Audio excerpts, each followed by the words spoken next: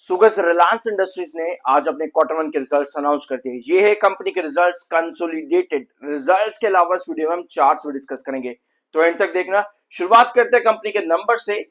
Revenue from operations company ने दिया है 3,11,850 करोड़ का। पिछले साल था 2,48,660 करोड़।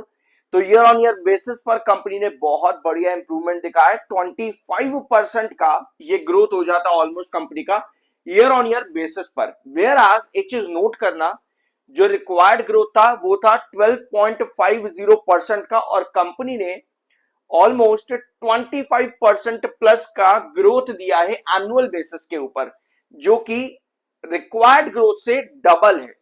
रिक्वायर्ड ग्रोथ से डबल कंपनी का ग्रोथ आया ईयर ऑन ईयर बेसिस। तो पहला सेगमेंट कंपनी का बहुत बढ़िया हो जाता है। वेयर आज मार्च क्वार्टर में कंपनी की रेवेन्यू फ्रॉम ऑपरेशन थे 2,98,621 करोड़, यानी both quarter and quarter and year on year basis company का रेवेन्यू फ्रॉम ऑपरेशन बढ़ा है।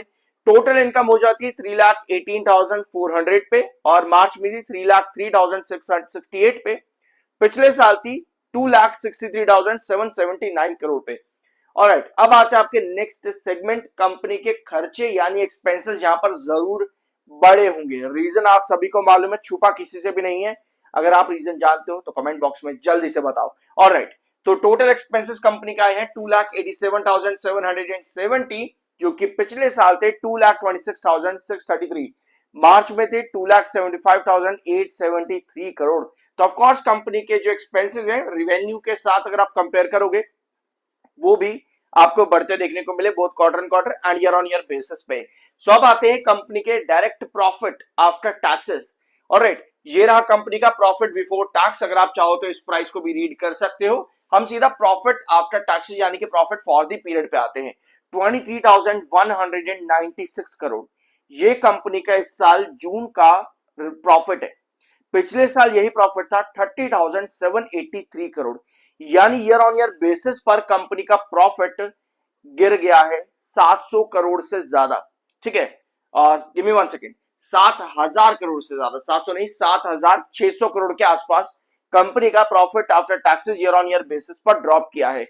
इसका मतलब यह है कि कंपनी का profit almost 24.6% year on year basis पर डिक्लाइन है, यानी ग्रोथ जो है वो नेगेटिव आया 24% से ज्यादा, और रिक्वायर्ड ग्रोथ था अराउंड 13% माइनस। तो पिछले क्वार्टर के अंदर भी कंपनी का -13% ही था। तो रिक्वायर्ड ग्रोथ +1 कुछ भी आता बढ़िया होता, लेकिन प्रॉफिट्स में कंपनी का ग्रोथ जो है -24.6% पे है। डेफिनेटली ये वाला जो कंपनी का सेगमेंट है profit after taxes year on year basis पर, ये बिल्कुल भी बढ़िया नहीं है। तो यहां पर कंपनी में डेफिनेटली एक रेड फ्लैग बनता है।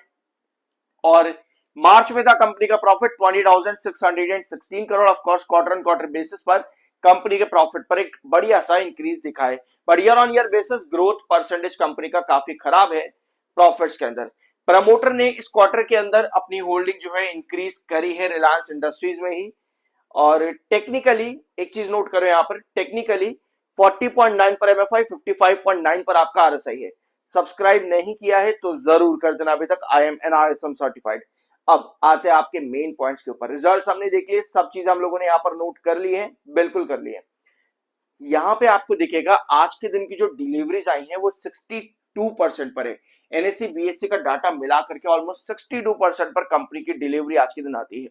अब ये डिलीवरी परसेंटेज ज्यादा है वीकली, मंथली, रेगुलर बेसिस पर जो रिक्वायर्ड होता है। और चार्ट में आज के दिन मोमेंटम भी काफी अच्छा बना है। लास्ट सेशन यानी कल के सेशन में भी आपके पास डिलीवरी ज्यादा थी, और ये मोमेंटम आपको कैरी करता देखने को मिला। आज वॉल्यूम भी बढ़ा है, डिलीवरीज भी बढ़ी है। क्या मंडे के दिन आने वाले सेशन, आने वाली वीक में ये मोमेंटम कैरी करेगा? अगर कैरी करेगा तो हमको क्या चाहिए, कैसे मोमेंटम हमारा बन सकता है? यहां पर आप देख रहे हो ये वाला ट्रेंड 1333, हम इसको मार्क करते हैं 1333, ये वाला, ये है आपका एक बड़ा रिजेक्शन रिलायंस इंडस्ट्रीज में। यहीं से ही आपको पहले भी एक सेशन, 2, 3, 4, 5, 6, 7 सेशन तक रिजेक्शन फेस किया जून के मिड के अंदर, एग्जैक्टली 1333 के पास में। तो भैया आपका ब्रेकआउट पॉइंट भी ये रिजेक्शन ही बनता है। सो अगर कमिंग सेशन में इसको ब्रेकआउट चाहिए 1333, क्रॉस करना जरूरी रहेगा रिलायंस इंडस्ट्रीज के लिए। तो अगर रिलायंस इंडस्ट्रीज यहां पर ये प्राइस क्रॉस करता है तो आपके पास लगभग 1362 तक का टारगेट बनता है। और दो सेशन के अंदर ये मोमेंटम काफी बढ़िया होगा, क्योंकि लगभग 1300 के प्राइस से 1362 एक बहुत बढ़िया मोमेंटम है।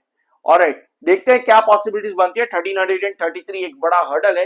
रिजल्ट्स, रिवेन्यू ग्रोथ बहुत बढ़िया है, प्रॉफिट ग्रोथ खराब आया है, बट आई बिलीव कि स्टिल कंपनी मैनेज कर सकती है आज के मोमेंटम और चार्ट पैटर्न को देखते हुए। 1333 बहुत इंपॉर्टेंट प्राइस रहेगा और क्रूशियल भी।